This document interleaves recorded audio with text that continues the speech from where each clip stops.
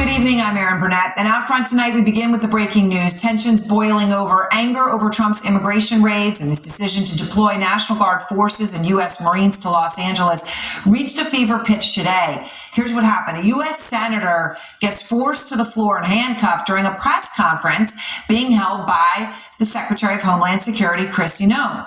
So let's show you exactly what happened when Democratic Senator Alex Padilla tried to ask Homeland Security Kristi Noem a question. Here's what unfolded. And what they have tried to insert in our state.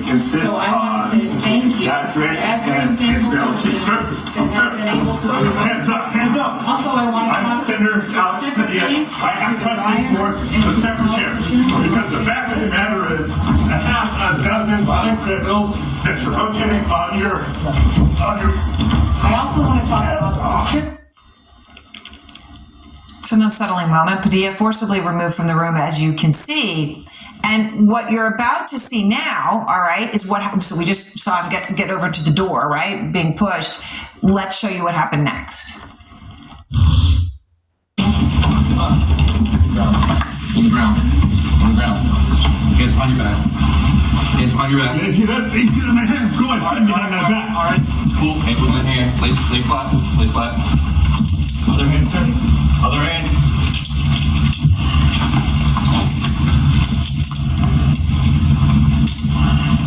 They're recording loud out here. I do not know. I think they're recording loud out here for FBI rights.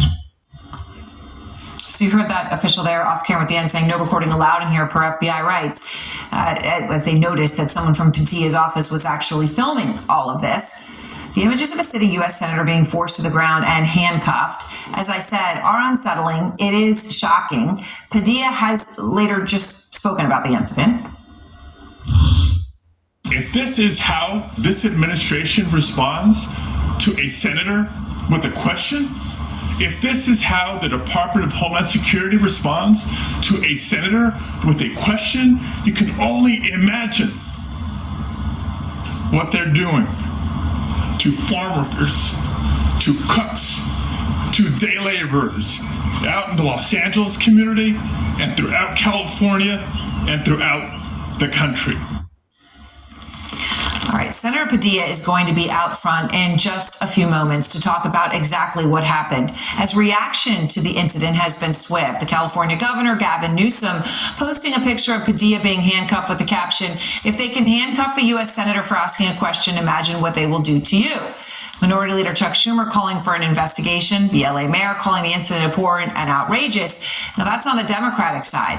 But as for Republicans, they see it very differently. The House Speaker said that Padilla charged the Homeland Security Secretary, who went on television to defend her agent's response. This man burst into the room, started lunging towards the podium, interrupting me and elevating his voice, and was stopped, did not identify himself, and was removed from the room. All right, that all went down on the ground in Los Angeles, but in Washington, at an oversight hearing, it then devolved into what frankly can be called a childish fight after they got word that Padilla had been handcuffed. Will you commit on the record to subpoenaing Kristi Noem because a U.S. senator was just thrown to the ground and detained in his own... Democrats can't follow the rules, can't follow the law, can't follow the law. Just shut up. No, you don't. No, you're not going to tell me to shut up. Maybe my reaction is the same as your reaction. That's just embarrassing to hear coming from America's capital, our congresspeople. Trump's immigration crackdown and his decision to send troops into Los Angeles has crossed a line. It has struck a nerve for so many in this country, no matter their political persuasion. And cities across the country right now are preparing for a seventh day of protests about these ICE roundups, these mass roundups of immigrants. These are pictures of Chicago, where you can see crowds gathering now, in San Francisco. Meantime, we are standing by for a decision after a high-stakes hearing. So you remember this when the governor of California filed for a temporary restraining order to say that you could not have the National Guard used by Trump in Los Angeles on the ground against his wishes. And that immediate, we could get relief in hours, that was denied. They had a hearing today. And after that hearing, the judge could be issuing a decision at any moment, which could be extremely significant. And we're talking about that coming out by the end of the day, Los Angeles time, which would be sometime this hour. So we are watching for that at any moment. It came as Trump's defense secretary today, Pete Hegseth, refused to say, okay, now here's the problem. He refused to say whether he would actually honor the ruling of the court if the court does not take his side and sides with the state of California. Here's where I hope we can agree. Whatever the federal district court decides, will you abide by it?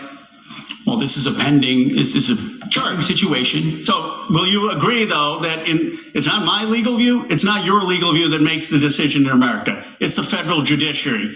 If the federal court in California and the San Francisco district judge orders a preliminary injunction, will you agree to abide by the federal courts? What I will tell you is my job right now is to ensure the troops that we have in Los Angeles are capable of supporting law enforcement. Of course, the issue on the ground was that there did not appear to be any new need for that support of law enforcement. But the crucial question here is whether they will abide by the ruling of a court, whatever it may be. And we await that ruling any moment here. Let's go to the ground in Los Angeles. Nick Watt is there. And Nick, what are you seeing tonight? Festive vibe. We've got a few new signs though. All my homies hate ICE. We've seen that in a few days. Hands off our Senator Alex Padilla. It is a lot louder here today. It's peaceful, but a lot louder. They've opened the ramps on the freeway, so there's a lot more traffic. There's a lot of people as the day goes on. That is picking up as we've seen over the past few days. Now, slight change in tactics from the federal side. Past few days we've seen marked DHS vans coming in and out, always met with volleys of cussing. Today we have only seen unmarked vehicles with plainclothes personnel trying to get in and out without being noticed. That has been not entirely successful. Now, the mayor announced we will have another curfew tonight, 8 p.m.